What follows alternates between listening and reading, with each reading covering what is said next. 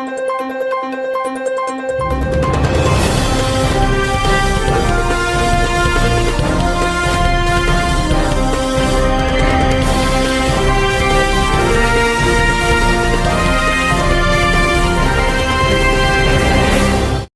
Non duty paid liquor పక్క రాష్ట్రాల నుంచి అటు తెలంగాణ, అటు కర్ణాటక, తమిళనాడు రాష్ట్రాల నుంచి, ఒరిస్సా రాష్ట్రాల నుంచి విపరీతంగా వచ్చి ఇదంతా కూడా ప్రభుత్వానికి రావాల్సినటువంటి ఆదాయం బయటపోయింది. ప్రజలు అనారోగ్యం పాలైపోయారు.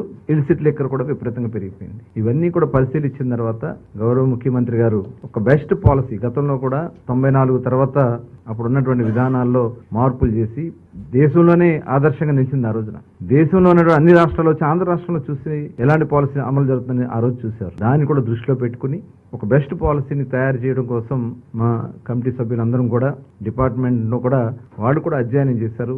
దేశం అంతా వెళ్ళి దాదాపు ఒక 6 రాష్ట్రాలు గవర్నమెంట్ షాపులు అమలు జరుగుతున్నటువంటి విధానం, ప్రైవేట్ షాప్స్ అమలు జరుగుతున్నటువంటి విధానం, అటు ప్రైవేటు గవర్నమెంట్ కలిపి నడుపుతున్నటువంటి విధానం, ఇవన్నీ కూడా స్టడీ చేసి వాళ్ళకు రిపోర్ట్ చేసి ఇవ్వడం జరిగింది. అలాగే ట్యాక్సేషన్ కూడా ఏ రకంగా ఉందనేది ట్యాక్సేషన్ విషయంలో కానీ, ఎందుకంటే గతంలో మేము ఎన్నికల మేనిఫెస్టోలో ఇచ్చినటువంటి రిజర్వేషన్ కూడా ఏదైతే గీత కార్మికులు ఉంటారో ఆడి ట్యాపర్స్ కు సంబంధించి కళ్ళు గీత కార్మికులకి 10% షాప్స్ ఇస్తామని చెప్పి ఆ రోజున ఎన్నికల్లో హామీ ఇచ్చాం. దాని మీద కూడా ఒక రిపోర్ట్ తయారు చేసుకుని ఇవన్నీ కూడా మరి ముఖ్యమంత్రి గారికి ముందు రేపు సబ్ కమిటీ ముందు రేపు కేబినెట్ ముందు పెట్టడానికి ఇది ఈ రోజు 3వ సమావేశం కూడా కండక్ట్ చేసుకున్నాం. ముఖ్యమంత్రి మొత్తం 4 సమావేశాలు అయినాయి. రేపు కేబినెట్ ముందు మా ప్రపోజల్ దీన్ని మరి పెట్టాలని చెప్పి నిర్ణయించుకున్నాం.